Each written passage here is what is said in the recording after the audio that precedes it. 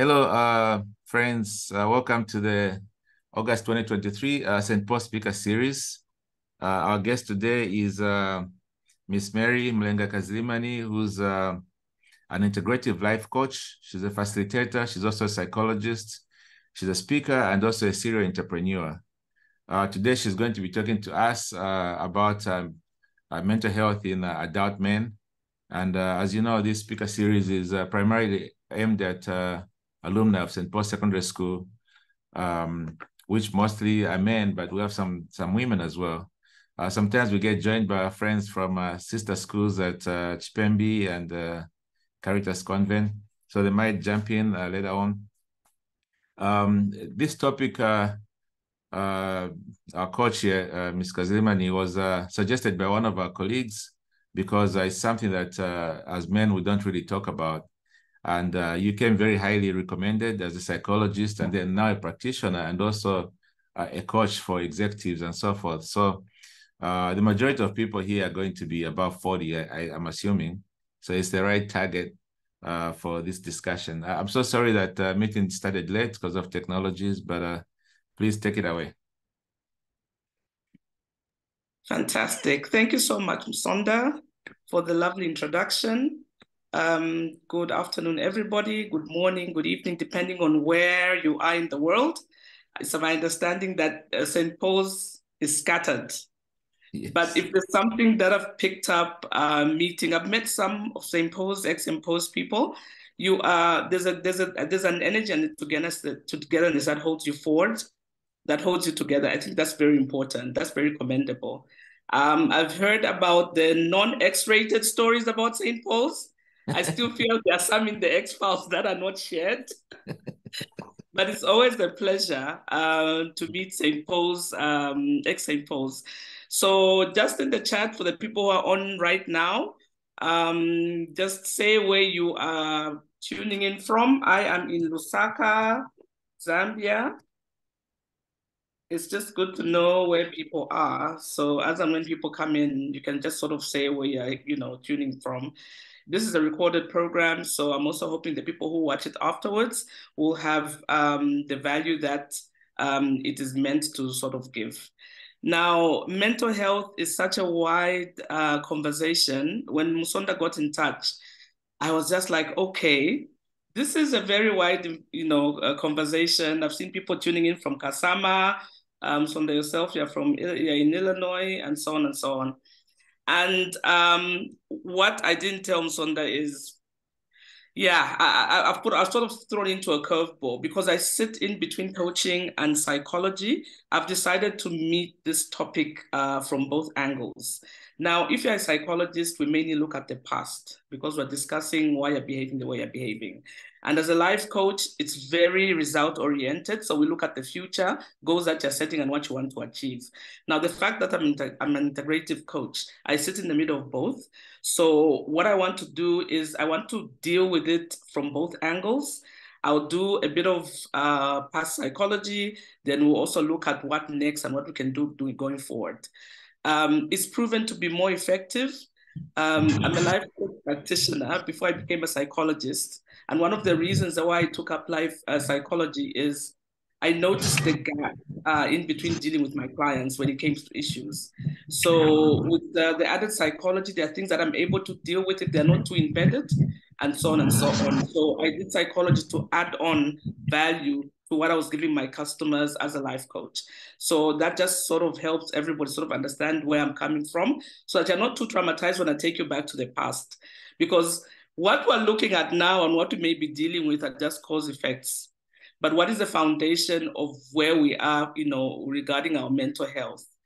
I think that's very important. We've got Chadwe from Nevada tuned in. So what I'm going to do right now is I'm going to share my screen and we can get going. So thank you very much for the reach out. We had extensive conversations when you're in Zambia. And I need to commend you that out of everything that we talked about, you've gone ahead and started this platform. I'm yet to start. Yes. I'm starting in January 2024 with my podcast. So I'll share that when that happens. Wonderful. Yeah, we'll be tuning in. Yeah, so kudos to you. So I'm going to share my screen.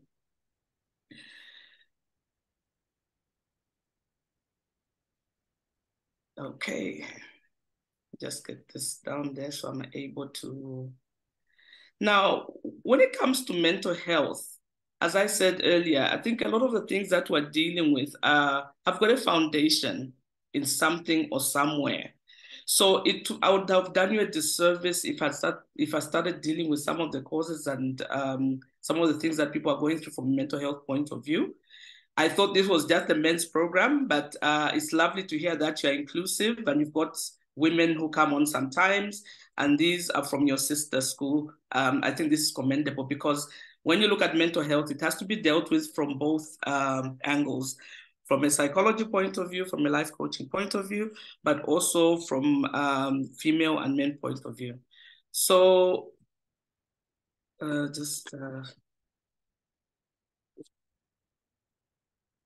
having some technical, okay. All right, let's begin. So the first thing that I want to introduce to you is connecting the dots. This is something that I'm very passionate about, and it's something that is the foundation of the work that I do. My gift to humanity is actually to help people connect the dots on their journey of life. And people can look and say, what do you mean, just connecting the dots? You'd be so shocked to how events affect you and affect your future being and how you make decisions and how you live as a human being.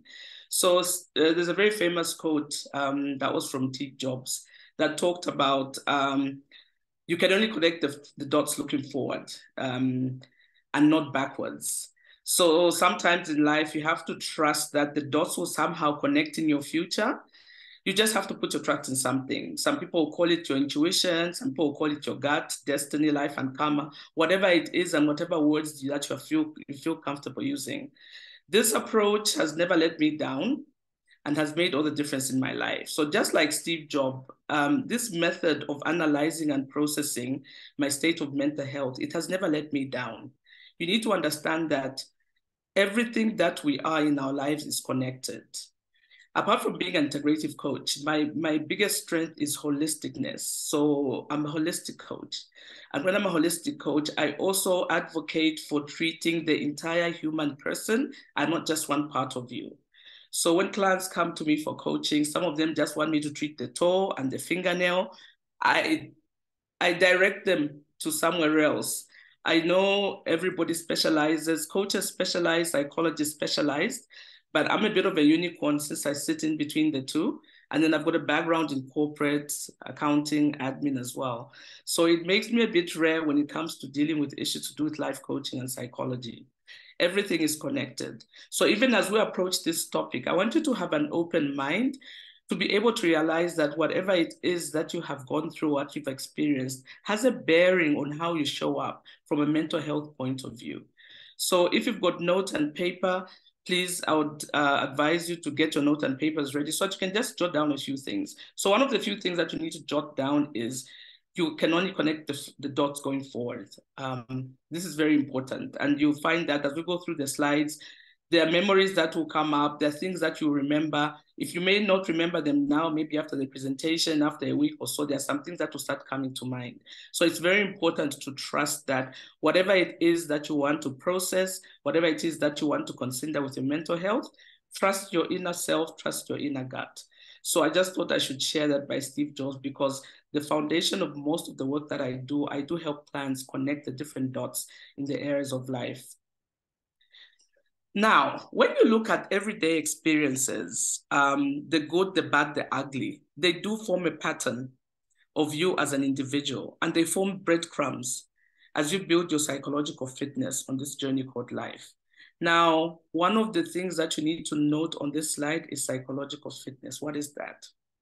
Psychological fitness has got a lot to do with your emotional intelligence. It's got a lot to do with how you process emotions. It's got a lot to do with that invisible part when it comes to psychology. And this is only built over time, but it's built from you going through all the experiences that you have to experience. We've got cases where people just want to experience a good, but that is not what real life is. I think all of us are tuned to the fact that things do happen in life. So having a balanced psychological fitness is having to experience the different emotions, but also able to process them and to sit in the emotion and not to avoid certain emotions. So if you look at the experiences that you have, so in coaching, we don't have good, we don't have bad, we don't have ugly, we don't have the right choice, we don't have the wrong choice. In coaching, all we have are experiences. And from a coaching point of view, every experience that you have will have a lasting effect on you, but will also have consequences that will, be with you for the rest of your life. So what I want you to take away from this slide is psychological fitness. I also want you to note that whatever experiences that you've had in life, they will form a pattern of individual breadcrumbs. And some of the mental issues that you're going through now, or where you think you are right now, the secret or the answers lie in some of the patterns and some of the experiences that you've had or that you've built up over time on this journey of life. So it's important to look at it from a holistic point of view. I don't want you to go away feeling like you just need to treat how you're feeling today. You drink a Panadol and your headache will get better. No, that's not the approach. Because over a long period of time, the Panadol will stop working. So you need to go through and experience and process some of the experiences that you've gone through. Now, from a psychological point of view, there are different ages that you go through when it comes to development. And usually, a lot of the root problems or the foundation of our mental health and fitness is lying in some of the age times that we go through as children, growing up from the time we're born. Now, before I go into the age group, I wanted to talk a bit about genetic mapping, spiritual mapping, personality traits, and what happened to you. Because if you look at foundations, if you look at layers, if you want to really, really understand what your mental health status is about, you need to go through all these as a spot check to see what is connecting from where. Now, if you look at genetics, what people don't realize is some of your mental health issues, including depression, can actually be sitting in your genotype. So it's very important to sit down and analyze both on your mother's side and on your father's side. Look for the patterns that are arising. And I'm sure you've heard these stories. Well, we live in Africa, we're an African community. And so every time there's a family function, whether it's a funeral, whether it's a wedding, there are always all these conversations going on in the background about different characters at the functions. And some of the conversations will also allude to people who have been labeled to be difficult, people who have been labeled to be mad in the family, people who have been labeled to be recluses, and so on and so on. So what you don't realize is you could be carrying a gene for depression. You could be carrying a gene for postnatal depression when it comes to women. You could be carrying a gene for schizophrenia and so many other things. And I think until you do a check on exactly what's going on in your genotype, sometimes it's very difficult to know. Now, a lot of the questions that I've got before is, okay, we've identified that somewhere in the family, we do have a gene that is maybe a depressive gene. The question that I always get back is, how come all of us are not mad and depressed? Now, you need to understand that some of the genetic hidden genotypes that you may have will get flared by certain instances in your life or certain experiences. And even if you live in the same house and were exposed to different kind of things, the way you pick up that behavior will be different from a sibling or from somebody who's staying with you within the house, because everybody's personality traits are different. How we perceive, how we take in information, how we deal with things is different. So you can find that even if there was an issue in the home when you're growing up, you came out okay, other people didn't come out okay. So you have to learn never to belittle other people's experiences. You need to respect that other people will experience what they experience, and that is okay. So note and paper, please note down that you need to take a genetic mapping exercise within your family. Some people will say, I lost my parents when I was young. There are still relatives or there are still people who knew of your parents. So there's certain information that you can get that will actually help you. There are people who do have genetic mapping for depression. And so you need to watch it within yourself, but also for the generation that is coming after you. That is one thing. The other thing I'm going to talk about is spiritual mapping. And this can be controversial as well, because at the end of the day, I think I'll talk later on a slide where I have actually broken it down to say not all mental illnesses are spiritual issues. I think that's a whole presentation for another day. So when you talk about spiritual mapping, you're also looking at, as you did with genetic mapping, you're also looking at what are some of the patterns that are showing up in your family lineage when it comes to spirituality. And this can be very controversial in the sense that a few generations back, I think we were practicing native medicine. Not that all of it was bad, but I think the time we had the colonial masters come in, there was the evangelist or the churches came with the message to say everything that you're doing is bad and is demonic, which is not true. And I think these are some of the things that we need to unlearn. You've got natural native medication, which is totally safe, and that is what we used before medicines came. But you've also got a spiritual antenna within bloodlines that can be sort of dark. It sort of hinges on dark personalities. When I talk about dark personalities, I'm talking about people who are using spirituality for the wrong reasons, for lack of a better word. So you find that there are some behaviors that start to stem out of your spiritual mapping that will also give you a clue. Because I've heard stories when people are sitting down and saying, in my family, everybody dies at 40, or the men die at 40. So you find that as an adult growing towards 40, over 40, you start having anxiety. Because what you know in the family bloodline is people die at 40. So even when you're not supposed to die, you start getting all these symptoms of heart attacks and things like that. So it's just good to be aware of what is spiritually going on in your bloodline, because that has got a bearing on some of the mental health issues that come to show up later. Another thing that you should look at is personality traps and mapping. There are a lot of free personality types of exercise that you can use. Some of you maybe have used them in the office. Some of you have used free ones. I don't know. But it's always good to get to know yourself better and to know what are the pitfalls for your personality types. As I say, I talked about Steve Jobs' quote earlier on. For those who've read his autobiography, he's a very dark personality. And one of the issues that are coming up in psychology is the effectiveness of dark personalities. And there's a room for that because they get things done, but they are also very creative, for lack of a better word. But I think some of the studies are showing that where do you draw the line as a dark personality? Like, are we going to just allow them to be horrible to people because they are geniuses? That's an ongoing conversation.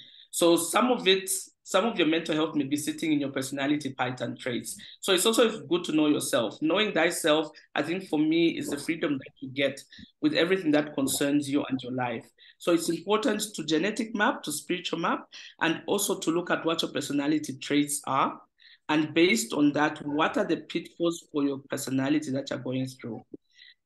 Then the last one, which is the hugest combination of a foundation when it comes to mental health, is what happened to me. Now, I'm sure all of you have heard about the formative years, which is from 1 to 7. Now, what happens between 1 and 7 usually is if you show me a boy from 1 to 7, I'll be able to give you an account of what this man will become at 30, 40, 50, at 60 until they die. Especially if they haven't done any personal work to work on themselves and to process whatever it is that they went through from 0 to 7. Now, this age is very sensitive in the sense that your brain is very, what can I say? It's soaking up a lot of information. You're learning things, you're learning values, you're learning beliefs, you're learning behavior, and so on. So depending on what environment you grew up in from the time you were born up to upon you're about 7, it really, really has a huge impact on the person that you become, especially when it comes to mental health and fitness. There were children who were brought up in home where there was a lot of violence, there was a lot of abuse, both physical and sexual. There's a lot of neglect, especially if you've got parents that are very absent. You find that their children learn to look after themselves. We talk about self-soothing and so on. So you find that a lot of things happen to you between 1 and 7. So the onus is on you now to sit down. When you look at the piece of paper or the notebook that you have, as I say, this is something that you can do afterwards. It's not something that you're going to do now, but you need to analyze how much can you remember of what happened to you between 1 and 7. Because whatever happened to you between 1 and 7, if it was negative, it was toxic, and it was left and dealt with, it will continue to go through the different age gaps that you have. The next age gap that you have is 8 to 12.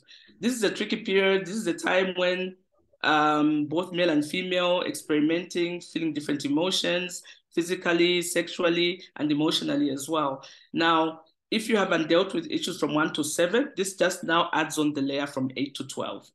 From 13 to 18, this is probably when you're at secondary school and so on, going through all levels and a lot of things to do with awareness of the opposite sex and so on. 19 to 21 is key because at 21, you've got a statute of limitation to who you can blame for how bad your life has turned out.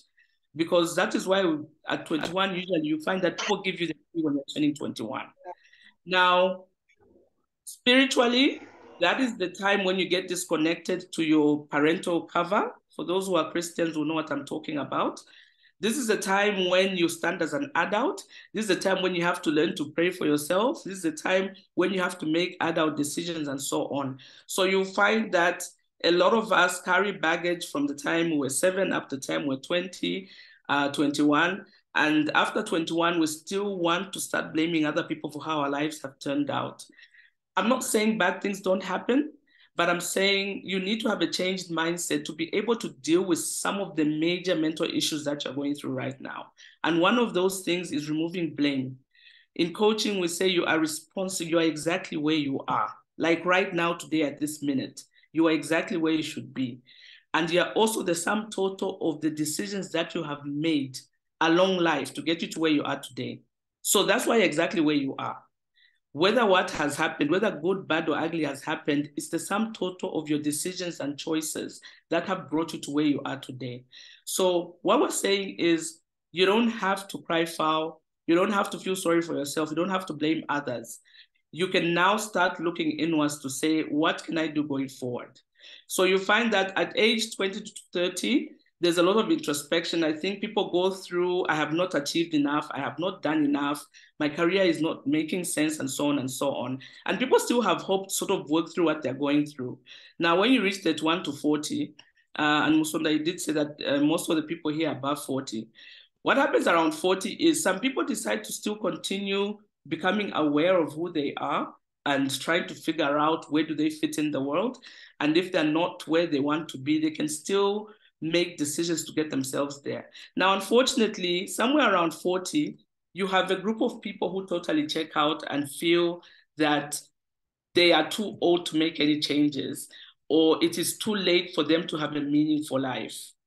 Now, that is where one of the myths, lies. Like, it's never too old to make any decision. You're never too old to start afresh. You're never too old to go back to school. You're never too old to do anything. The only time that you disqualify yourself is when you decide to give up yourself mentally. I've seen people at 60, I've had coaching clients at 60, at 65, and these are old gogos and mamas, but she's there saying, I'm retiring in the next so many years, and Coach Mary, I was thinking I can do this, I'm going to write the book, with so much vigor and so much energy. So it's a personal decision of whether you want to check out of life or not. If you look at the screen, there's a person in white, like an individual person. This is something that you have to look at it from an individual point of view. It's got nothing to do with your siblings, your friends, or anything like that. It's a personal decision. So even as you're going through the analysis of the mapping, please make it as individualistic as possible, because we're all made to stand out. We've got unique fingerprints, we've got unique retinas, and I think our earlobe also is very unique. So strive to tell yourself that it's never too late to start again, regardless of what age you're at. So 50 to 60, people are still pushing. People want to become the best version of their true selves and so on, 60 to 70 and so on and so on. But whatever it is that you're going through, 40 going upwards, a lot of your answers lie in your 1 to 7. That for me, that is the usual key where I find a lot of the issues.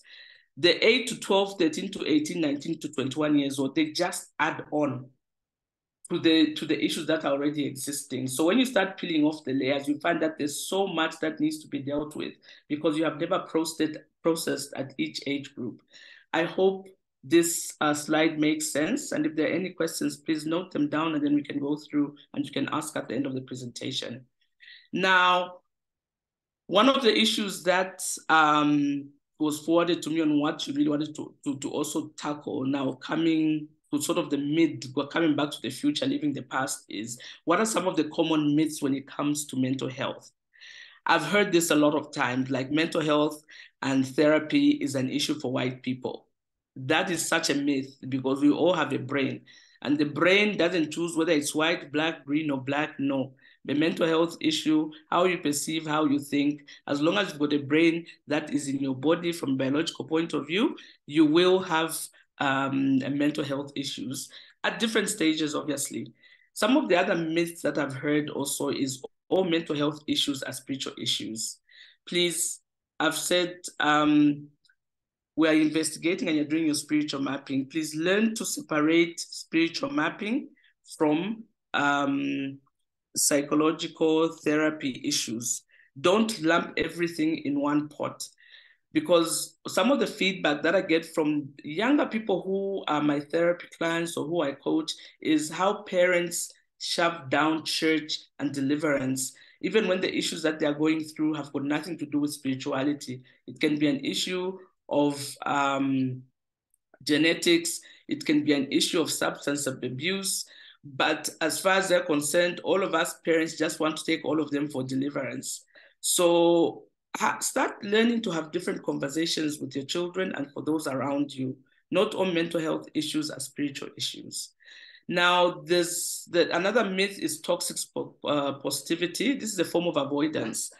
And it's also been linked to churchism and point number 2 that talked about not all mental health issues being spiritual issues has been linked to people avoiding dealing with the real issues. So for the men on this platform, you need to understand that a lot of toxic positivity actually comes off the women because of the situation that they feel that their men put them through when they can't deal with issues at home and there's a lot of toxicity going on. The first kind of reaction for women is to go for spiritual guidance or counsel or go to church or go for deliverance or for prayers.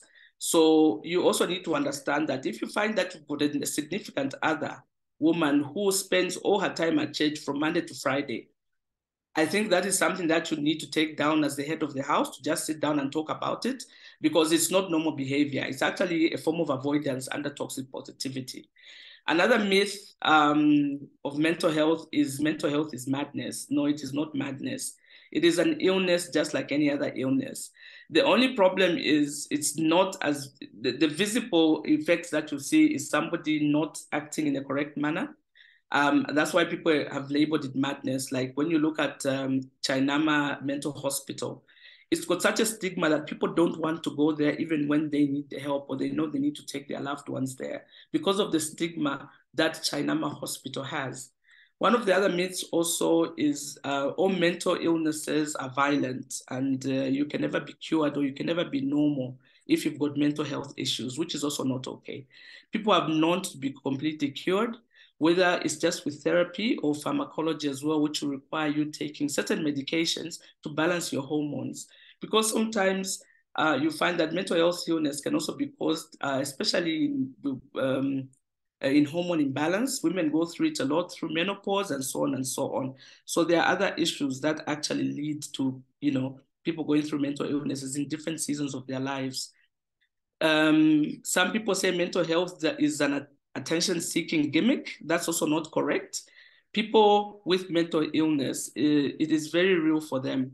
However, like every other system and every other illness, it is still abused. It can be abused as an attention-seeking platform if it has not been dealt with very well, especially in children. If they see that you're very busy and they can get your attention by not being well, they will add on to how they're feeling or how they can manufacture mental illness or not being well so that they can get more attention from their caregivers or from you as parents.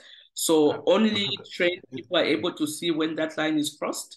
So then the other issue is... Coach Mary, can I just interject a little bit? Yes, please go ahead. You know, the point you just made right now, we have a question in the chat exactly about that. Ah, okay, because I'm not able to see the chat right now. Yes. Yeah, so okay, maybe I should ask you because it's exactly the point you're making. Please go ahead and ask. Yeah, so okay, a colleague says, I've been working away from family for a long time. My last born is 12 years now, but I feel his desperation each time I'm leaving for work because I have to be away for at least 2 months each time. And I'm only home for 1 week every 2 months. Should I worry? Yes and no. Yes, you should worry in the sense that the first thing is, as African parents, we do not prepare our families for any major changes. When you started working away from home, was the conversation had to say, all of us are sitting out as a family, dad is going to be working away from home, I still love you, I'll still be seeing you, and so on and so on. Now, that conversation can be had, but the child can still suffer anxiety from having a parent not there. Because remember, for children, they need both energies of the male and the female. I remember when we were relocating and we had this conversation with our son. And the next time he came back and said, are you two divorcing? So we're just like, where did you hear that? No. But what we also discovered is they have a lot of conversations at school. So some of the anxiety is created at school. So when a child goes to school and say, okay, my dad is going to be working away from home and so on, the friends will just be like, they don't say. It means that they are going to divorce. They just haven't told you. So I think what you need to do is you need to find out the root of his anxiety. You need to find out the root of his desperation. Is it just normally coming from him having you as a father not at home? Is it that you didn't prepare him for this change for the whole family? Is it that he's hearing from other people that whatever has been communicated is not true? So what you need is a lot of reassurance. So even the time that you spend back home should be very meaningful and very mindful so that you do activities that are meaningful to them. And as you're doing these activities, you're also reassuring them to say, you know what, I still love you. I still need to work, because I think what causes a lot of mental health illness in men as well is that balance. I'm the provider, I'm trying to provide from the family. So even me going away, it's choosing an option to say, when I go away, maybe I can, I can provide better for the family and so on. But sometimes you need to be mindful to check yourselves. A lot of times you overburden yourselves with achievements that are not being pressured onto you by either your significant other, your children. But you have just concluded to the fact that I need to do this. And there's nothing wrong with that, because bills need to be paid. But you also need to strike a balance to what is important, what do you value? If you value family, are you able maybe in the future start looking for a job that will keep you at home and things like that? I don't know. It works different for different families. It also depends on what kind of marriage you have. So that also helps. I hope that answer helps.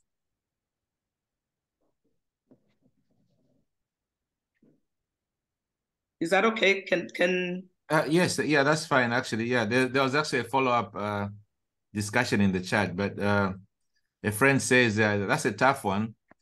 Even for me, who doesn't travel as much, I have to purposefully start spending time with my kids to make sure, they're not disconnected from me. So just that intentionality that you're saying about, when you have the opportunity to meet with the kids, make sure it counts. Yeah. If you're in Lusaka, take them to Happy Land, where create memories. Where every ride costs like $500. No, 500. Yeah. And another thing that is coming up, when you leave home and there are other people looking after your children, you also need to understand that if you're not going to spend that intentional time with them, they're going to pick up values and beliefs of other people, whether it's the gardener, the maid, or whoever it is that is looking after them. Because leaving that to just one parent is not enough. I'm assuming the other parent is also got work and other things to do. So you also run the risk of having children who you won't be able to recognize from a behavior point of view because they've picked up so much from other people. So you always spending meaningful time, bring them down to earth and bring them down to your grounding of what you want them to be how you want them, to believe and what things that you want them to value, and so on. I know it's a very fine balance, because another thing that we talked about, Musonda, was, the continuous work for you as a man providing can also create such a big gap, not just with your children, but your significant other. I've heard of people really castigate females on lack of care for somebody like a male who's in hospital or he has retired and so on and so on. But I think what you men don't realize is when you're working and you're 150% in your work, you neglect all your other relationships. Sometimes it's intentional, sometimes it's not intentional. So what happens now is the people that you have neglected, they form their own lives and they move on with life. Some of them decide we can't stay together legally, let's separate. Some of them still stay in the house, but they check out of the relationship. And so do the children as well. So when you're coming to retirement age and now you want to be hunky-dory with all these people around you, they do not know you. You've not been there for the past 10, 15 to 20 years. What conversation are you going to have? What value are you going to add at that rate? So it's a very tricky one, but it also needs some form of balance where you can find pockets of time. Learn to spend time with those around you, because it also matters to how you'll be treated later on, especially when you don't have a title, or you're not busy with work. It's not just about titles, it's busy with work. So I think the next slide will talk to that. Then one of the last myths I wanted to talk about is, this thing where when somebody is going through mental health issues, you think a simple family meeting is going to help, or traditional guidance. If it's a girl, they'll tell her, take her back to teachings, or some change counselors or mentors. You also need to realize that there's a line that is crossed from a mental health point of view where an ordinary person, as a friend, you cannot help. It becomes a serious clinical issue where somebody else needs to step in. So a simple family meeting or calling kangaroo courts and anything, that doesn't work. So some of the kangaroo courts that people are so used to having to deal with their issues is also delegating responsibilities. These things concern you. These are your children, this is your significant other. There are certain things that you're able to deal with at your level and not having to delegate to other people to deal with. So those are one of the myths. There are so many meetings and committees that are going on. It's crazy. But as I say, find meaningful time where you're able to actually spend time. Now, the biggest issue, and I think the reason why I'm not going in touch, is adult males, like mental health state, like what is going on? There are so many things that we're going through. There are so many things that are affecting us and so on and so on. The first thing that I would want to raise awareness to is, where do you root your identity? This question is not an easy question to answer, because I think the responsibility that comes with the male in the world is very different, I guess, from female responsibility. The feminists will shoot me down, but I am just saying as it is. From the time you're born as a male, you're a son of the house. You become an uncle, you're a father, you're a husband, you're a millionaire, you're a baby daddy, you're a mentor, you're so many things. You're a big buyer in Chicago's, you're an honorable, you're a CFO, CEO. There are so many things and labels that you have. But at the end of the day, my question to you is, when you move all these labels, what remains? And I think a lot of people go into a panic mode, when you're no longer called by these titles. Because these titles are they're temporal. And when I say temporal, I'm not meaning, if you're a son of someone, touch wood, if you've got elderly parents and you have lost them, you're no longer a son of your parents. They are not here with you. Same with being a CEO or a CF. You can get fired. Today you are honorable, tomorrow you're not honorable. So a lot of the mental health illnesses comes about, or the anxiety, because you have rooted your identity in these titles. Titles are good. I'm not saying titles are bad. Titles are good, and titles should also be given the respect that is accorded to them. But my question is, when you remove these titles, what remains? Who are you without the titles? An interesting question. And Sonda, if there's any, I don't know if people can post in the chat, if there's somebody who can really identify themselves without any of the labels that I've put here. Like, who are you? What are you? What are you doing? What is your identity? Like, what does that look like without all these titles? I don't know. It's a question that I deal with a lot when I'm doing leadership coaching or executive coaching.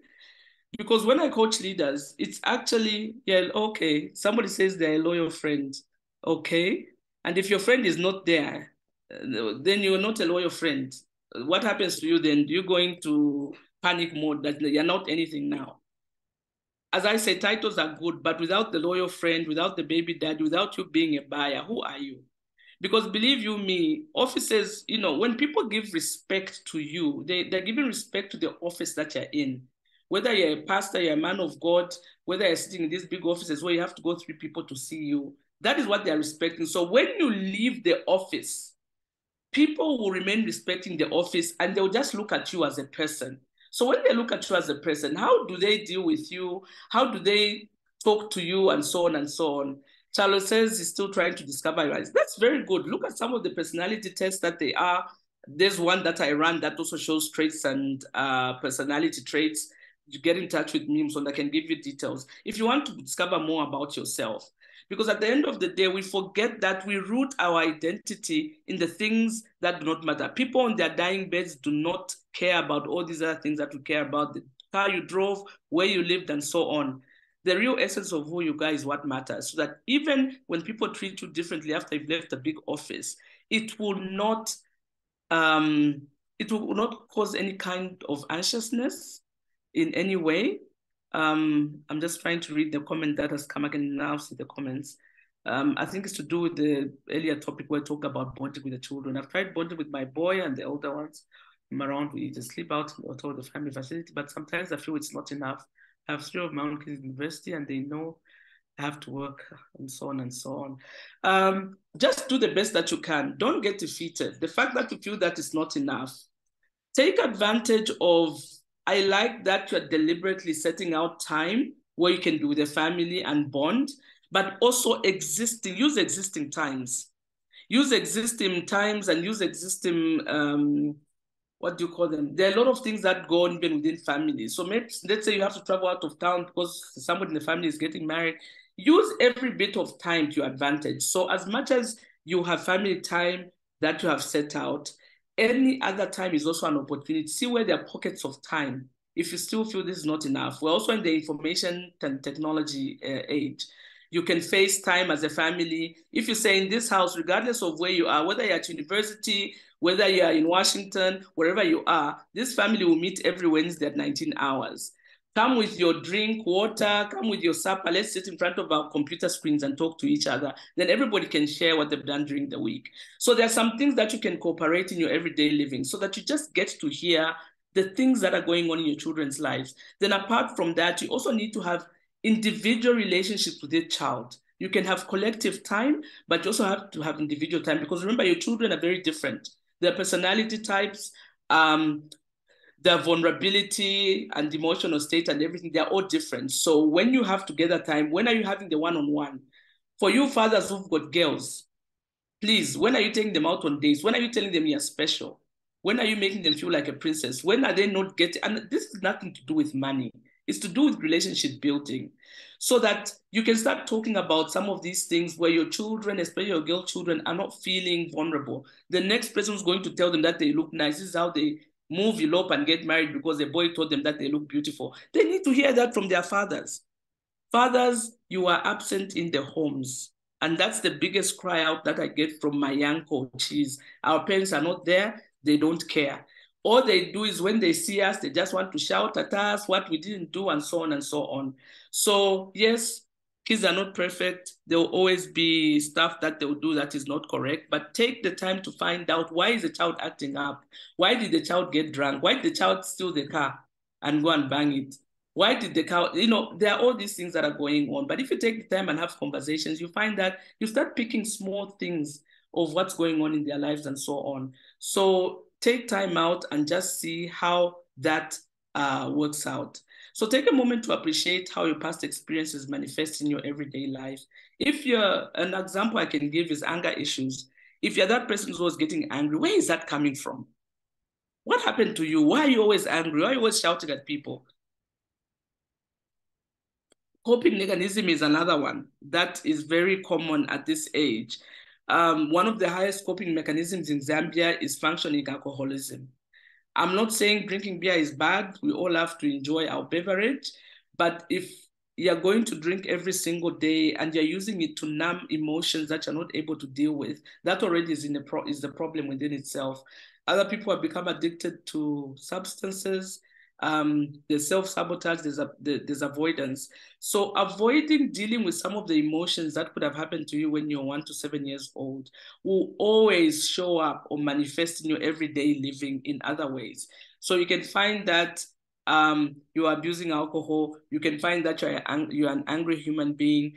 And remember, hurt people hurt people. So you find that you're also a person who goes around hurting people without knowing why you're hurting people.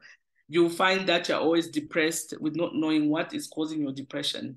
So I can't tell you how you're feeling. I can't get into your mind to say this is what you should do.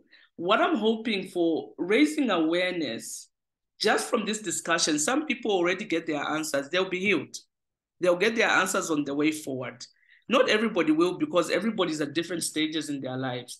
But when you start asking the correct questions, when you start researching, when you're starting to look at what's in your bloodline, it will help you have the answers that you need today. So even when it comes to coping mechanisms, there are some things that you are doing to cope, to avoid dealing with the emotions that are going on in your life. And there are different things. I've heard of let's take debt is a big thing right now in our society. And debt arises by different things. The biggest debt owner is being able to live like the Joneses. And I'm sure everybody has heard of this term, where you just assume that you have to live as everybody else around you is living. You have to set your own goals. You have to keep on your own path of growth. So it's not looking at what everybody else is driving in town. It's not looking at where everybody's taking their school children. It's look at what you have within the home and what you can manage with what you have. That's what's important. Now, when you override that and start looking at people around you and behaving accordingly, you'll find that you always have a debt problem because you're not living within your means and so on. There are some debt issues that I've heard about that are going way back in the generations. I've talked to people who are just like, you know what? We are always giving away money. It is always disappearing and so on. Some people have prayed and they've had revelations. I don't know. People do all sorts of things when it comes to living everyday living. But you'll find that you can be the person who can change the course of your generation going forward. When there's a label in your bloodline or you're aware of something, the minute that you become aware of it, it's already you gaining power over what the status quo. So don't be afraid and don't be in fear. If there's something that has come up while you're going through your genetic and spiritual mapping. Genetic mapping, spiritual mapping, it's a normal thing that we do every time, Same with physical mapping, where people have got diabetes in the family and you want to deal with A, B, C, D. Some people are in a mental state because their health is also failing, and their health failing is also showing that you did not do your genetic mapping. What runs in your bloodline? Do you have diabetes? Do you have BP? Do you have these ailments? Do you have problems with bones? So when you're coming to a certain age, you are preparing. In the 30s, you're already taking your vitamins. In your 40s, you're already going for your checkups and everything. So that some of the things are preempted. But I think leaving things too late and not being able to ask the very pertinent questions sometimes leads to very devastating ends, where your health is failing, you are retiring and you don't have a financial, plan in place, you've still got children at school and so on. So as I said, you're never too late to start afresh.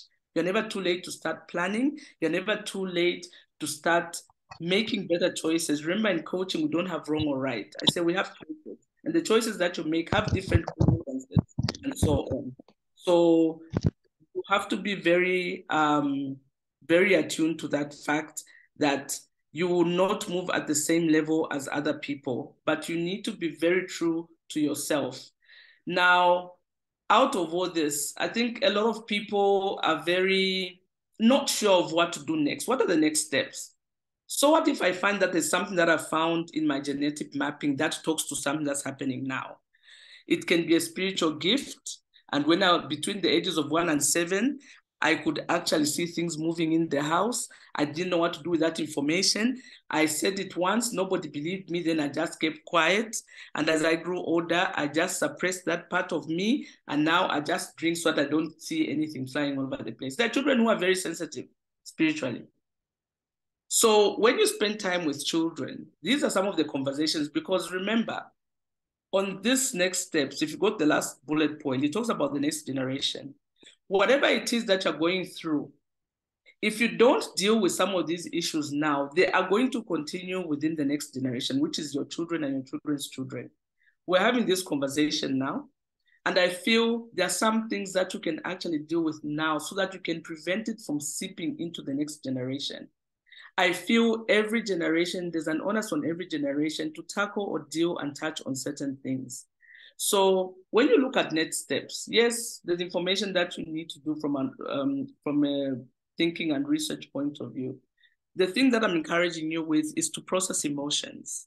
No matter how positive or negative the emotion was, especially young age emotions tend to be very traumatic, and sometimes trauma is suppressed. Remember, if you feel like you can't help somebody and they need professional help, please be open to that fact. So your next steps with dealing with your mental health issues is processing emotions. What are some of the emotions you have suppressed over a period of time, both positive and negative? You also need to carry out a research and to analyze some of the foundation of your mental health issues. I've talked about a few, but those are not exhaustive. There are really a lot of different things. It can be some of the issues that happen at school, bullying and so on. There are so many things that affect people going forwards. Help beyond a non-specialist conversation. As I said, whenever I meet St. Paul's people, I'm just like, you are my people. I've heard so many good things, so many stories. You're all together like that. But also, I love that you are a good support system. But when do you also need to say, boy, I think this issue, you need extra help. We'll be there for you as friends, as an inner circle, but we also feel that the help that you need is beyond just having these conversations and so on. So you need to take a moment to appreciate how all these experiences that you've had manifest in your everyday, life and your future. And you can start planning from now on going forwards, because you've got the insights, you've got the information, you've done your research, you've done your analysis, you're beginning to process emotions. And you're doing this not just for yourself, but for the next generation as well. So it's important to get the right type of help for what you are on, for what you're suffering from a mental health point of view. Remember, I talked about separating spiritual issues from mental issues. Not all spiritual issues are mental issues. I talked about other pointers that can help you find out what has affected you. What is the kind of trauma? If you lived in a completely traumatized environment, all those things have issues. Trauma can also be having not enough when you're growing up. Lack is very traumatic. Lack to the point where you could have slept hungry, you didn't have enough when you're going to school and so on, you got teased for not having shoes. There are different reasons to why you have come out with a spiritual, with your psychological mind that you've come out with. But I think for me is don't shy away from doing the work. My presentation does not give you all the answers. It gives you pointers of where would be a good starting point. Remember, I sit between psychology and coaching.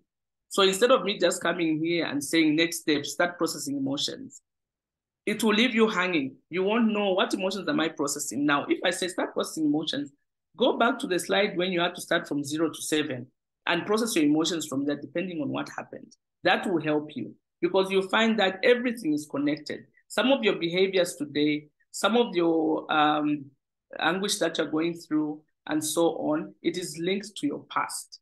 So I'm not saying living the past, but learn your lessons from the past, but it is never too late to start again. I really, really hope this helped. And what we can do now is we can go into questions and clarifications so that you can ask the questions that you want. And if ever you want specialized help in certain things, that information can also be given. As I said, mental health is a very wide topic to talk about. I wanted to tackle it from a foundational point of view, so it gives you an insight to why some of the issues are popping up today, 50, 60, 70 years down the line, and how you can sort of deal with them. I'll stop sharing my screen and then we can go into a question and answer session. Well, thank you so I'm much. also looking at time. I'm just like, that's just about, yeah. Yeah, no, we're okay. We're doing well. And yeah, there are so many questions already. This was an excellent presentation, Coach Mary, and we really appreciate, your generosity of time and expertise. So some people asked the questions in the chat, and then we have some raised hands now. So maybe let's handle those that were asked earlier. Okay. So I'm gonna read the onwards question. Okay, please go ahead. Yeah, the question was about who's affected more between men and women as far as mental health is concerned. That was the first one. I think both are. It's just that for men, you've learned how to mask up and be strong because that's what you've been told from the time you were young. Don't show your emotions. Emotions is a sign of weakness. All those are myths. I feel you can still show emotions with grace in safe spaces. One of the issues that you brought up, Musonda, was confidentiality when dealing with these issues. You say Zambia practitioners, and I think it's not just in coaching and therapy, banking, and so on. We get to hear a lot of things that we should not be hearing. But what I'm telling you is I'm part of the Coaches Association of Zambia. I've also got a pool of international coaches and therapists as well. So reference can be given, some are in South Africa, some are, but even within Zambia, we're trying to build up the profession so that we can have accountability when it comes to information sharing. So both men and women experience mental health, but they experience it differently. Women are very high strung with hormones. That's why you tend to see that more visibly, for lack of a better word. And women are also allowed to be vulnerable, while men are not. So men do experience mental health just like women do. But what I'm encouraging you men is start being real about what you're going through in your safe spaces. There's always one or two people who you are very comfortable with, who you can cry in front of if you need to cry. Like life gets tough, you go through stuff. So learning to process emotions is important. You bottle in too many emotions, and that's what leads to a lot of functioning alcoholism and other things that we use. And it starts from the time they are young, because your sons have already started abusing alcohol and other substances, by the way, in case you didn't know. So those are some of the conversations that we need to start now, because when at that age they've started. Next question. Well, so this is just like a compound comment here, and then we'll go to the questions that are live. But somebody spoke about something you mentioned about how men have to work just extra hard to make things move. A colleague spoke about how he has to wake up at 5 in the morning to do, take the kids to school and do this other stuff. And it's a mental process for sure, because all those things have to work. If you don't do it, then nobody else is going to do it. Or they might not do it too well and so forth. But I think we'll go to the, okay, and Onward also asked, are you a counselor? I really don't like being a counselor because counselors tell people what to do. Oh. I'm a psychologist, I'm a life coach, I'm a facilitator. I do counsel, especially when it comes to a bit of my family members, because I can't treat my family members, so I don't go into contracted confidentiality agreements with them. But when we sit and converse, there are times when I counsel, yes. The comment about waking up at 5 a.m., the thing that can work in today's modern time is having a support system that works for you. Like you can't, and I don't know in what form that would come, and it has to be trusted people that you've vetted that can help with some of these things. This includes cooking at the weekend in advance to put in lunch boxes. This includes a go-to driver person, so that if you're going to take a break out of the 5 days that you're driving the kids to school at 5 a.m., there can be a day or two when you can take a break so that it's not continuous. As I say, there's a vetting process that you need to go through. But please get support, because you will get burnt out. And when you're burnt out, you're of no use to even the children that you're driving to school, your significant other. So it's a catch-22 as well. So you need to find a good support system that works. Well, thank you. Chalo, you have a question? I have a question and a comment. First of all, this is for this group, for all of us. When I was traveling, I can relate to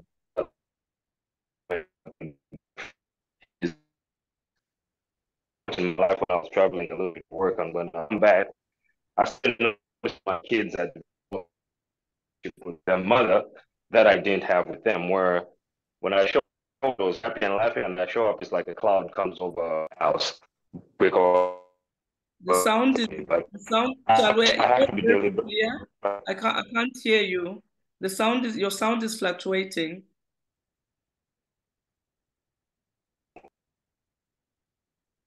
I think his connection is.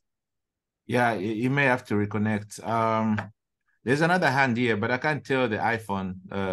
Yeah, go ahead, please.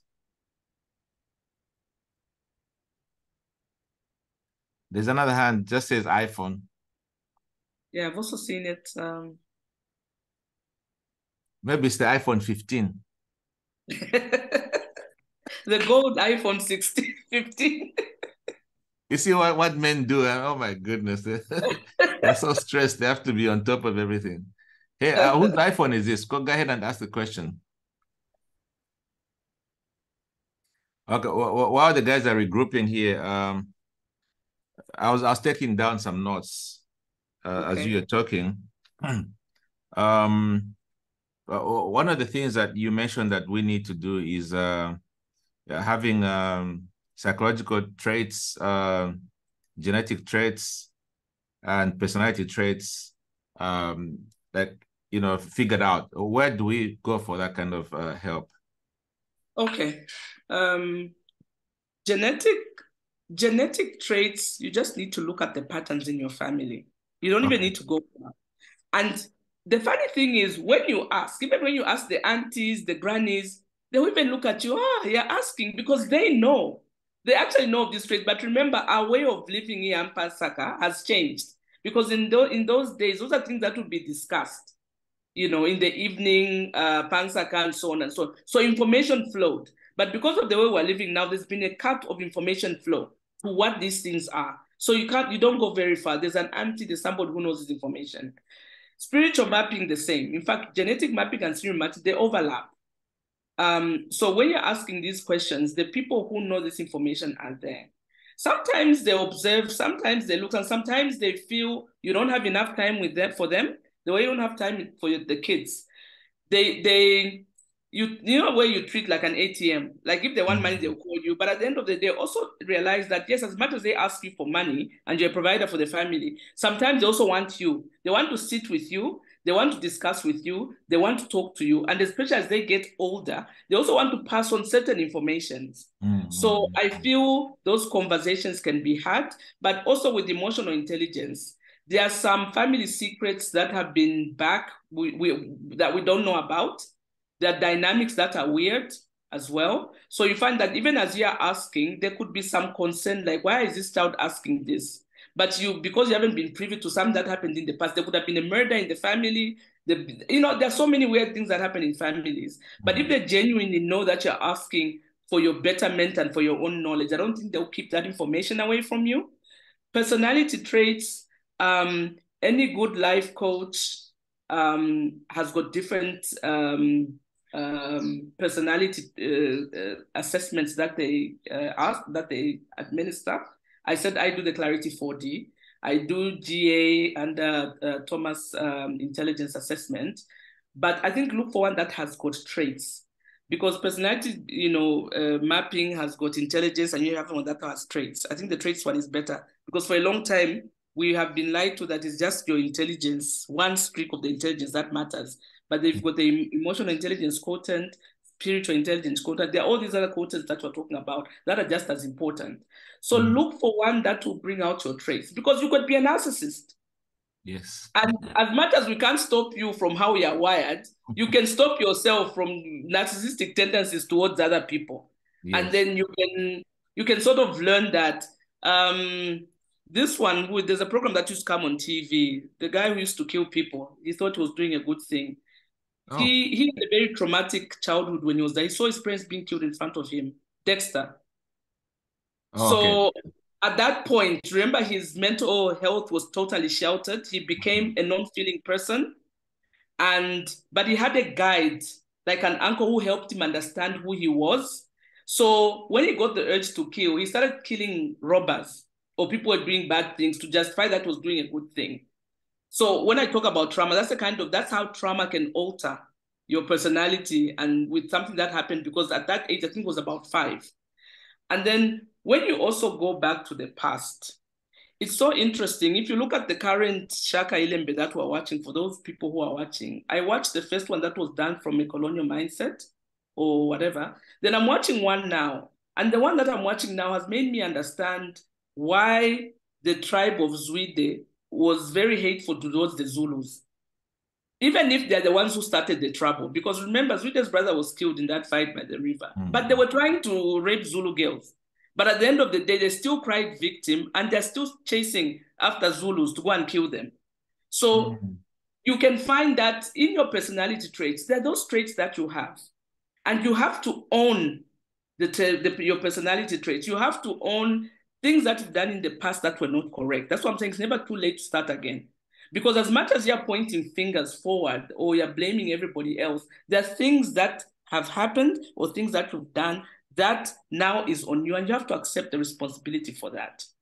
I hope that helps. But there are life coaches, including myself, including others. There are free ones on the internet, but I would rather you get a paid one so that you have a coach or a psychologist talk you through what it means. Because sometimes you can get an analysis done of yourself, but you don't understand what the readings are and what it means if you want to take it forward or if you want to self-develop yourself.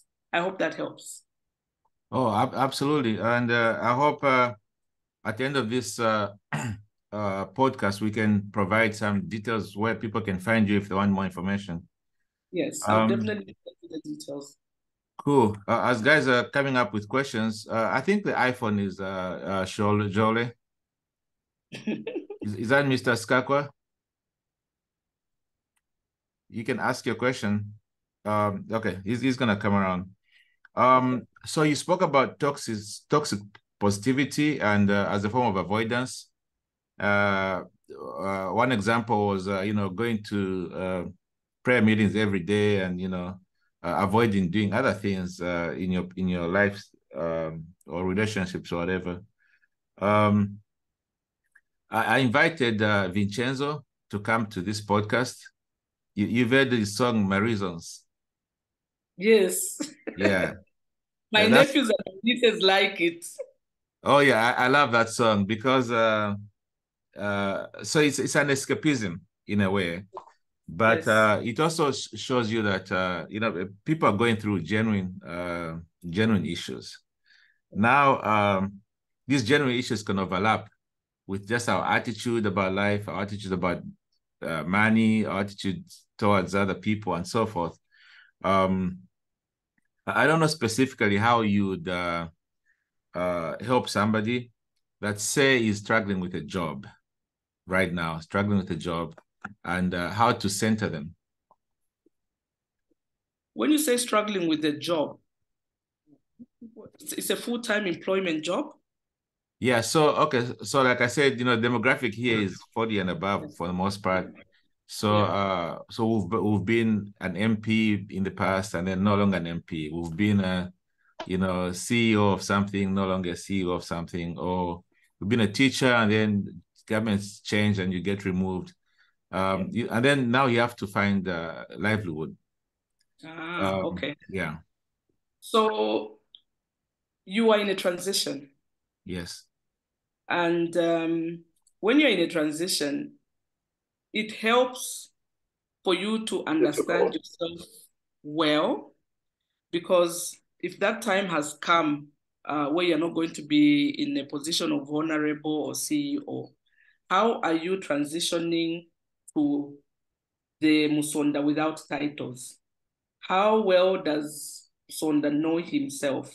What other traits and what other skill sets does Musonda have apart from sending people to make your coffee? Mm-hmm. When you look at the traits assessment, and it's so funny, one of the assessments that I have under Clarifody is actually a transitional assessment. It's not the normal one. It is showing that you're in a transition and some of the other skills that you can use. Everybody is born with so much wealth, skill, and capabilities. The only thing is we focus too much on the formal employment kind of skill. And you find that that may not even be your inherent skill that you have, that God gave you. You find that he gave you a totally different skill that you've totally ignored. I've had people playing guitars and singing, and I'm just like, where did that voice come from? However, you need to transition into a space where you still feel fulfilled and where you feel that you can still contribute to your family's upkeep. One, it's not easy in the sense that you're not looking to start something new at the time when you're transitioning. Mm-hmm. You should already be doing something that is going to lead you in transition. Like for you, Musonda, I don't know how far away you are from retirement, but I'm assuming from the last 5 to 7 years, you are already thinking of how you're going to transition to after you retire. It's not something that you think about when you get your letter to say, thank you so much, here's your gold watch, here is the plaque with your name on it. You have to start thinking about it now. If you've got 1 year, if you've got 2 years, start thinking about it now and get guidance on how you can transition. There was NAPSA payouts. There's going to be your work payout. What are some of the parameters in how you can use this money? I've seen people create atrocities in the sense that you get all this lump sum and then you want to start a business with all the money. That's not wisdom. The only percentage that's supposed to go into a business is something like 10 to 20%. And then the other percentage, there's a big percentage that goes into high yielding, I think, investments where you can have something every month and so on. And I think everybody, you have to know yourself. There are people who are so wired to working that they can't even think of starting a business with their hands. They'll think with their brains. When such a person gets the money, please put it in the bank and get interest of 5,000 to 10,000 a month that you can live on. You know yourself. That's why it's important to know yourself. There are people who are very good with their hands and are already doing business while they are working. I started doing business years before I retired from full-time employment. My company started in 2000. I retired from full-time employment in 2007. So from 2000 to 2007, there was a lot of, in fact, it was even before that. By the 90s, I was already a business person. So I've always run a business parallel to me being in full-time employment. But that's me. That's my personality type. That's why you need to go back and say, who am I? If I do my personality analysis, what are my other strengths that I have that won't lead me to go to? So it stops you from being anxious. Because right now, you are very anxious. You're thinking, this thing that I'm doing in the office, it finishes, nothing else to do. But there are other things that you can do. But that can only come with you examining and knowing what other traits and what other gifts you carry. It can be flower arrangement. People are making money. Just growing, they're not even growing maize, just growing flowers. Lilies, what? You've got green fingers. There's a man who came to a workshop that we had, and he's got the gift of natural herbs. And he says he's bought this farm where he is, and that's where he's retiring to. And he's grooming his daughter, who's got the same gift, to take over. She's a medical doctor, by the way. So she didn't go too far off in what her natural interest was. And he says, this is going to be for a legacy business because after me, it's her. He has worked all his life. But at that point, he decided in that workshop, hearing my message, to say, this is what I'm going to do because I have this gift. And he narrated from the time he was 7, there was an experience that he had, and he went back to that experience in that workshop. So everybody on this platform, regardless of what age you're at, whether you're retiring this year, next year, you are in a transition. But when you're in transition, what other things can you do? And you have to have an open mind. There are people who are good at cooking soup yambus. So do you know how people go to look for these things in the high density areas? Just like we're looking for that there's a famous chef on one of these places that cooks, and people go there. So Musonda, don't be anxious. Like, people should not be anxious. What people should be doing is, what can I do? What is in my hands? What can I use? Who can help? Who's thinking like me? Who's going where I'm going? Because doing abracadabra and thinking there will be a miracle that will happen before you retire, I don't want to burst your bubble. That is not going to happen. But all of you have got natural gifts All of you have got things that are so good that you have neglected those things. So when you're doing your genetic mapping and your spiritual mapping, go back to the things that you enjoyed when you were young. You can bake very well. Some of you can landscape. There are so many different things that you can do. Believe you me, we're also living in an environment where they don't have enough white-collar jobs, and a lot of the skills that we need on the ground now are practical skills. Yes. Old plumbing skills. I've got companies that look for people that we're not able to find for them because we don't have that skill in Zambia. That's what they're looking for. We're having to get people from the Philippines and from India. So if you feel you have that natural skill, put your hand up. And there'll be people coming to you every single day. And some of the things that you're good at, you didn't train for them. I didn't train to be a life coach. But even before I formalized my life coaching, I was that person who had just an interest in people's personal development. That was me. I was trained as an accountant. I worked as an accountant up to 2007. So even when I started what I'm doing now, my consulting business while I was working, I was not trained for that. So look inwards. There are skills and traits that you have. Use them. I can't give you a magic formula, Msonda. Even for those who are going into retirement, it's a transitional period. Use them. I do transition coaching for CEOs a lot. And I think that even it's a huge issue. But that only comes because I think we're thinking too narrow. Open up your mind. There are a lot of things that you're able to do. You can partner up. There's this platform, I'm sure you're so differently skilled, but partnering up formally where you do memorandum of understanding. Don't do that African thing where you just wake up from the bar one day, boy, it's a time soup yambus. Then the next thing you're fighting over who ate the soup yambus and who didn't pay what. So it's also just being a bit more formal with some of the things that we need to do. But I believe everybody who is in a transition period right now, you're differently abled. Don't be shy. In business, there's no shyness. If you're going to be shy because you start in the corner with the white collar, you're going to be shy about going to the Munda to harvest your sweet potatoes. You'll be making millions and you don't want people to see you going to the Munda. I mean, sometimes it's a lot of perceptions in your mind. So if you can let go of some of the perception and idiosyncrasies that you hold, or if you can let go of how you feel people will look at you, people who always have an opinion. Whether you're going to the office or you're going to the Munda, it doesn't matter. They always have an opinion. So have a mindset that is going to be resilient to the things that you want to achieve. That's why in coaching, goal setting becomes very important, because when you set goals, you're the one setting them and you want to achieve them. So it doesn't matter what your neighbor says. It doesn't matter who has what opinion. It doesn't matter. What matters is you sticking to the laid down plans that you put for yourself. Consistency is also key. Be constant in the things that you're going to do. You're going to achieve what you have laid out. Don't be swayed by different people every single day. Today you're this business, tomorrow you're that business. No. Deep inside, you know what you can do and get busy with that. I really hope that helps, because there's no magic wand when you're in a transition, when you're going towards retirement.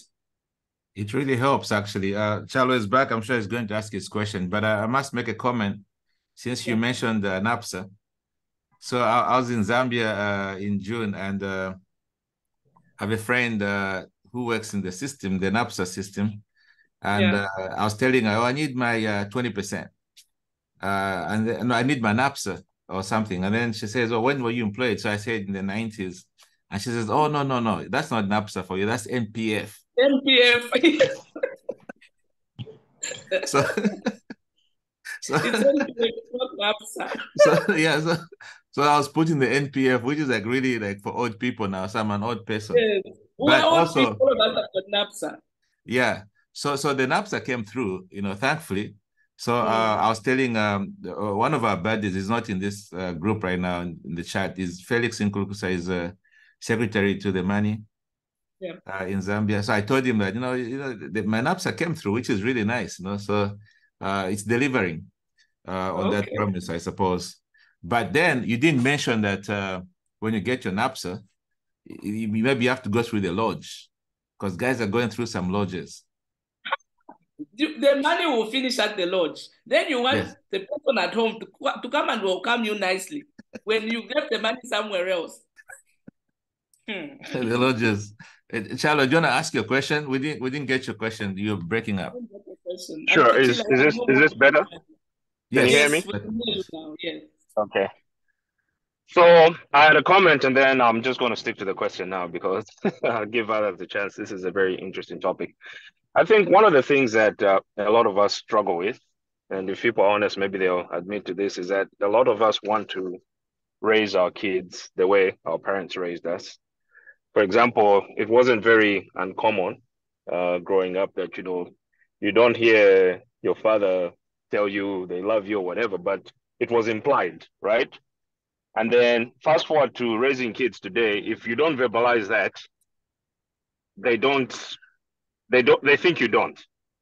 So how do we culturally become or aware or in tune of the fact that generationally these kids are different,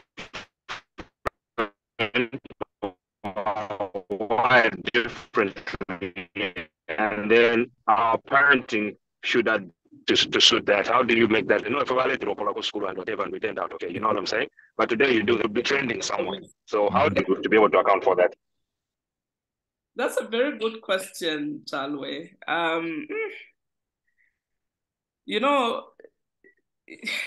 There's something that I've also been advocating for, I think similar to what Chalwe is talking about. If you look at marriage teaching, the syllabus is 150 years old. Our grandmothers got married when they became of age. And we're sitting here today using the same syllabus, and we're all wondering why there's so much that is going on. First of all, Chalwe, the kids of nowadays have grown up in the information age. You cannot take that away from the environment that they're growing up in. We grew up knowing that I, as a small girl growing up in my house, grew up knowing that if a boy touched my fingers, I would become pregnant. There was no Google to ask. And if I was going to ask another aunt in the house, the other aunt was going to tell me the same lie. However, that is the time that we grew up in. You're having children growing up in a situation or in an environment where there's an overload of information. Another thing that has happened is the laws have changed. That beating that we're talking about, it's now a crime. If you beat, it's not even corporal punishment anymore. It's assault. They take you to the police. Whether you're a head teacher or a master, it doesn't matter. So time has moved on. We have moved on in the things that we want to move on, and then we have stayed behind in some. And it's funny that you should ask that question, because if I ask you about other areas of your life, the way you go to work, the car that you're driving, and so on, those things have changed, and you've accepted the fact that those things have changed. So as parents, we cannot choose to say we're going to accept that this time has changed and then this hasn't changed. It doesn't work like that. We have to take it holistically that the world has changed. It's not the way it used to be. The laws are not the way they used to be. Information the kids have now is not what we had when we were only just watching one cartoon on TV. These days, you've got cable, you've got internet. So trying to use an old method or an old way of doing things to get a different result, unfortunately, is not working, and it's not going to work. My niece, my son, even yesterday, were talking about this topic because whenever I talk about my childhood, they're saying, Mom, you need to, what do they say? They say you are scarred by your childhood. You were traumatized. You need to go for therapy to unlearn the way you were treated. Because I was telling them about, having visitors over, we're 21 in the house, and there was no segregation. Like if people came to your house, you had to come out of your bedrooms. Child of ours would come out of their bedroom when visitors come. No, they won't. They wouldn't. So it's a real everyday conversation. And they have put me to task. And I think they've put me to task because they also know I'm a practitioner in the work that I do concerning people. And so as much as I want to remain a mom, like yesterday, my answer back to them was like, I'm also relearning, I'm unlearning. And I have learned to unlearn. I'm not going to be difficult and say, I don't want to scar you with how I got scarred. But the balance also needs to be there, because what is happening now is, Chalwe, you are saying this, and it's a very objective kind of question. There are people who've gone the exact opposite, where they're letting their children do anything that they want to do. There's no control on when a child goes onto social media. There's no control on what the child is looking at. There's no control on sleepovers. Sleepovers, what is a sleepover? You know? So it's hard navigating being a parent in this information age with the laws that have changed and the kind of interaction of relationship that has changed. However, I talked about values of families and values and beliefs of families as well. You can still instill your values and beliefs within the context that it makes sense for you. But when you talk about general things like corporal punishment and whatever, if a child has to be beaten, they can still be beaten. I know this is a debate. You know, and some people believe in corporal punishment, some people believe in talking, some people, but I think for me, for this generation, beating, you're not going to get anything out of them. They want dialogue. They want to know, they want to ask you why. And what you need, please don't neglect them, because they need a lot of mentoring and coaching, especially when it comes to speaking. They're missing it there.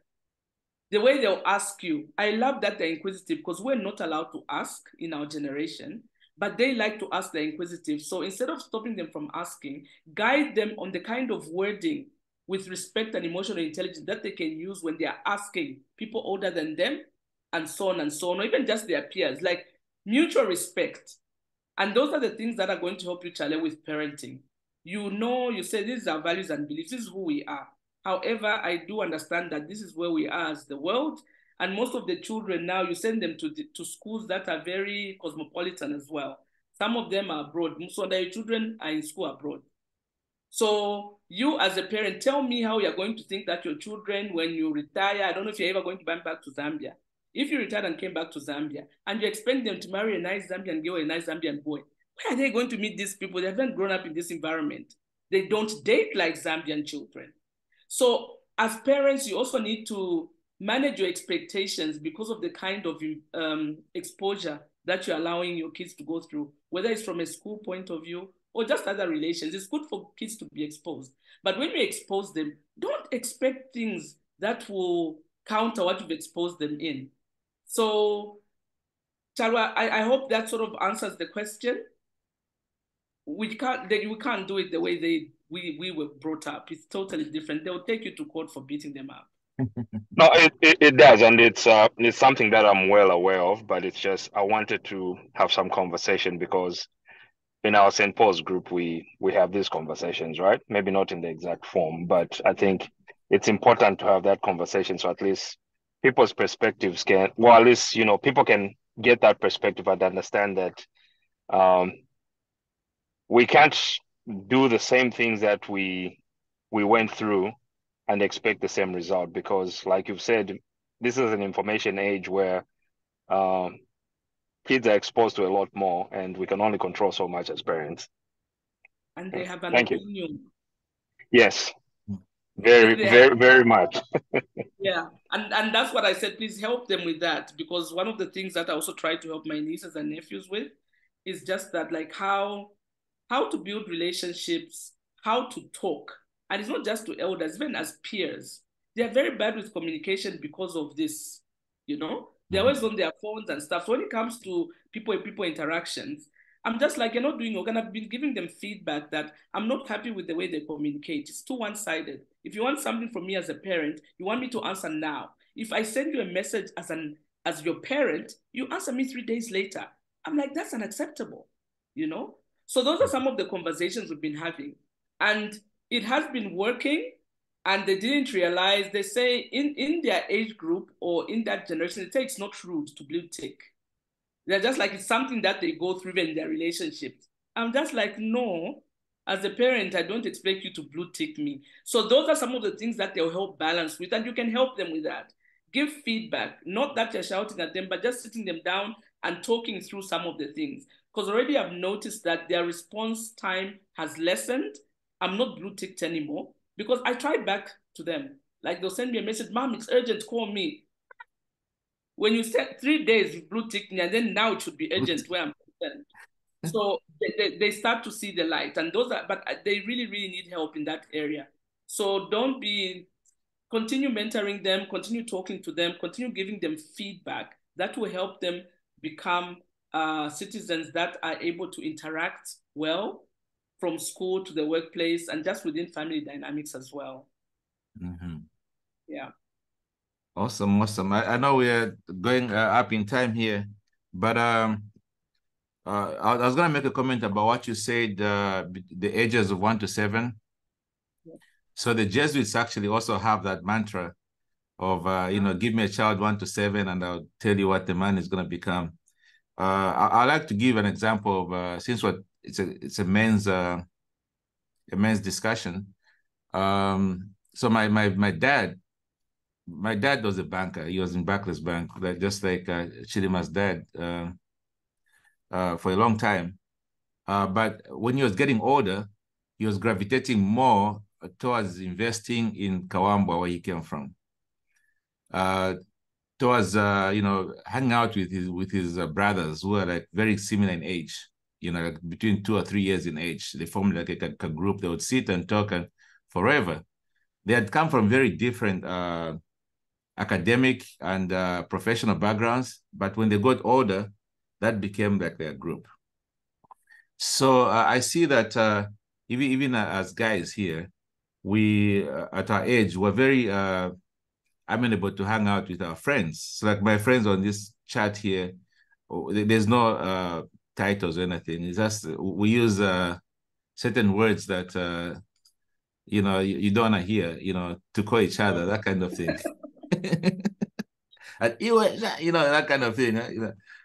Yeah, and that's very nice. Like when you just meet and the guy calls you, shan, shan, shan, shan, with a bad term, obviously, and you just laugh about it, or they call you a nickname that even your wife, whom you met in your 20s, doesn't know about, and she's wondering, like, what does that even mean, So I think these connections here among us guys are very important. Because it's going to unlock stress. It's also going to unlock capital, because I see Onward talking about capital raising is stressful, but we can be sharing these ideas where we can get money, to do certain projects. I think that people like you would come in and facilitate, a group discussion like this are very helpful, to make us understand that, everything we're going through here, we're not like parallel, we're one, right? We need to find a way to always discuss and drop the titles, drop the, income disparities and so forth. So I really like that. We're going back to how we used to be when we were younger. But there's 2 people that raised their hands, so I'll let them ask. Onward, you have a hand. It's Sonda, it's not a question, but I think I thank Mary. You have shared very well, but I think you are loaded, but you are doing summaries. I wish the team can look at it and so that the next series you continue, so that it can help us.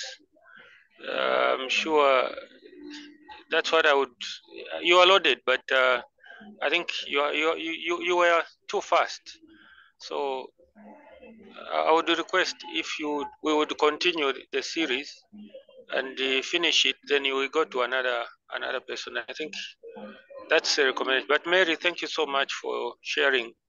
I think really it's something that is going through, especially men don't share a lot. We are like introverts where things are concerned. Sometimes you lose a job and you don't know where to start from. You are closed up, and such coachings really are very important. Thank you so much. Thank you so much. Yes, I do agree with him, because remember, Msonda was saying this is such a vast topic. And the other specialist areas, like if getting the feedback from everybody, the specific areas that you may want to tackle, there is 1 or 2 people that I can also bring on board depending on what you want to tackle. Okay. There's a male version of me who I would also want to introduce to the platform at some point. His name is Jabu. He does a lot of mindset work, but he's also a very trusted kind of colleague, and I trust. So depending on how you want to break it down, at least we can have people that can come in and dissect. And I think Jabu would be good because there are obviously other topics that you also just want to delve more into that you may not be able, to delve in with me or feel open enough to delve in with me. So maybe we can have that conversation and I can rope Jabu into the conversation so that he also comes on and then you can tackle different things within the series. That is something that can help. Yeah. Yeah, that's a great idea there. So the person with the iPhone still has the arm raised. Please go ahead and ask your question before we wrap up. Is that the person who's written we want more in the chat? Yes. The iPhone. Okay. iPhone 15. Yes. Go ahead and ask, Honorable. It's a safe space.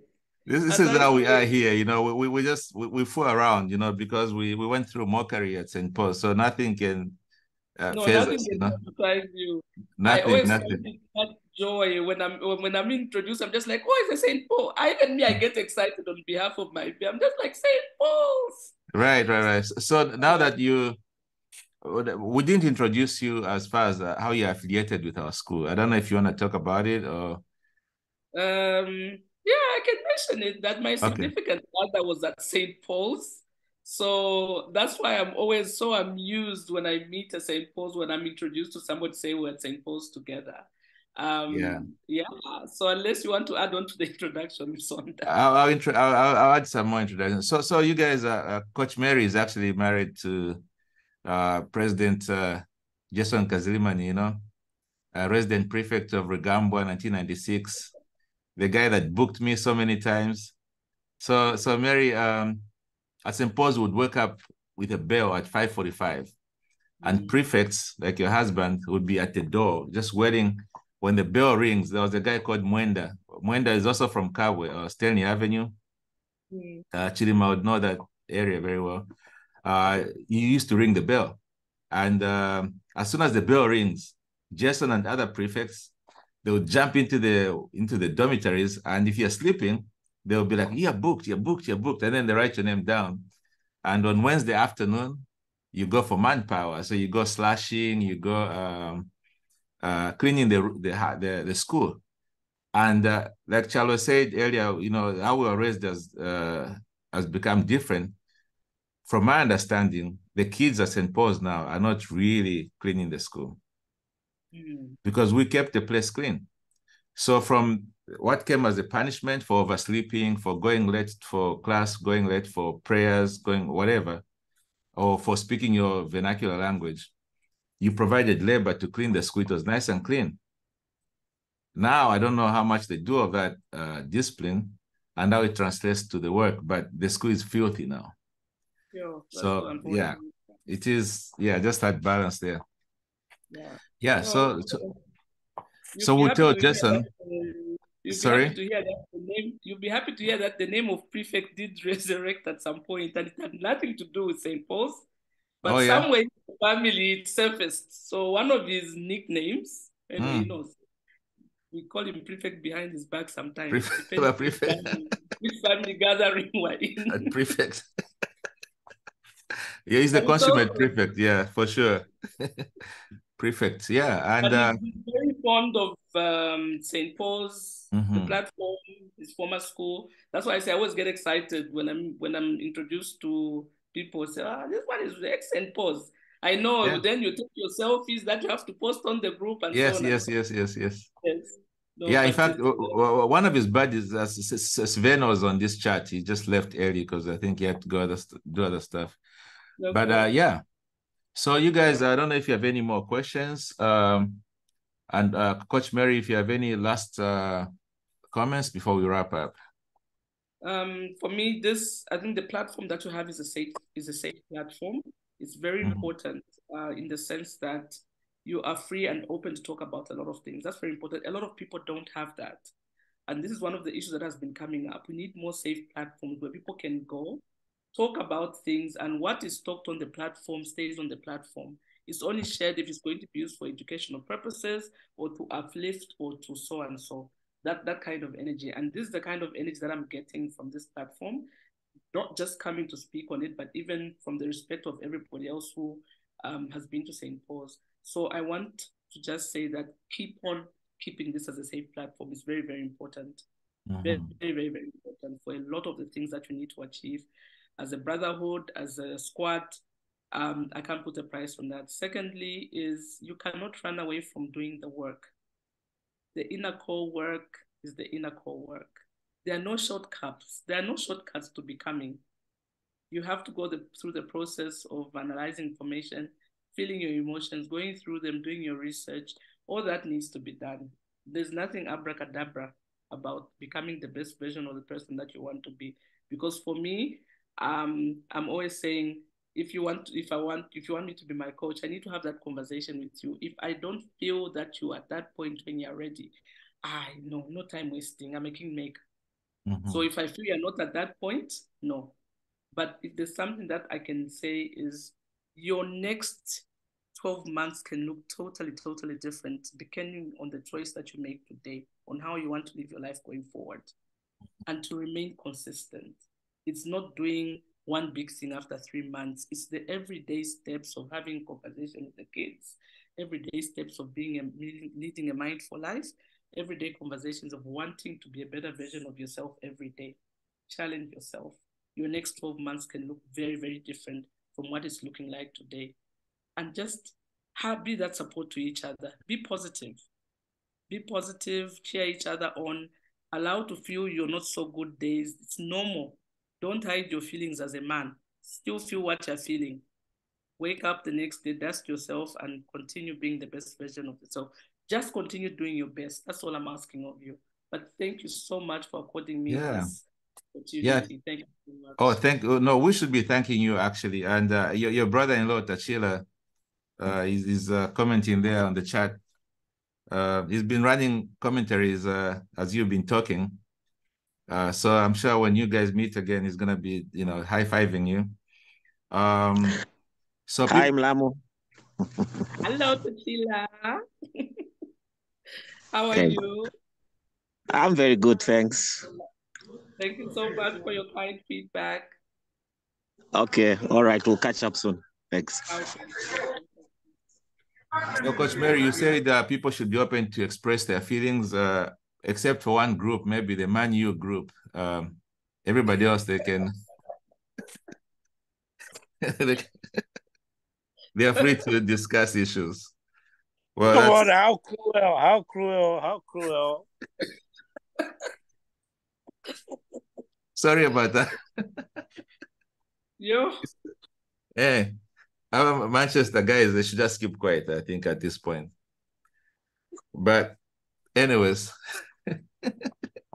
on that note, we're going to conclude this podcast, and we want to thank you, Coach Mary, for your generosity of time, expertise, and just the care you have given to our group, giving us all this information. And like Onward said, there's a lot to unpack here. And this is just the tip of the iceberg. But our population is, even though we are the dominant breed at our age, we are also sort of invisible because of the things that we're going through, from just from career perspective, money perspective, erectile dysfunction perspective. We have a guy who does combos on the group. He didn't come today, but yeah, he helps people out and whatnot. Just meeting these challenges can cause a lot of stress, and some outcomes haven't been positive. Some people lose their lives, their diseases get exacerbated and so forth. So you coming out and talking to us through these things actually is very, very helpful. So we shall treasure that for sure. We're going to conclude this and make the presentation available back to you, Coach Mary, and to other people that couldn't come. And we'll continue talking on the sidelines, talking about maybe a more specific topic. I'll ask Onward what he wants specifically that we need to discuss, and maybe we can go through that session as well. So thank you so much. And it's Friday in Jakarta, obviously. So It's time to go and unwind a little bit. Yes, enjoy your weekend, everybody, and stay blessed. Thank you. Thank you. Thank you. Yeah. So, gentlemen, that concludes our talk. That was a very interesting one.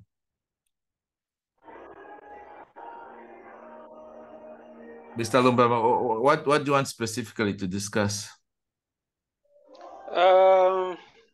I think, I think she talked about the women, the men, but I think the connection with our children. Yes. I think, especially when you retire or when you are out of employment, there's much more concentration on the other side. Yes. And then our children also don't understand you. I think one of the things that I'm so much running now. So they have never gone out. I think for almost 5 years, we have never gone out with my family. And I looked at it when we were sharing all these. I think there are a lot of things that she can share. Absolutely. Such that we can, if she shares more, I think it will help us to build families and build the community and the nation. That's definitely the truth, actually. Yeah, I think that's one of the, and then the stress part of controlling our yeah, the stress part of how you handle the stress, especially when you are aging up, you have more responsibility. Yep. But yeah, I think those are two areas that I looked at. No, those are important, that can be, actually. unless others. Yeah.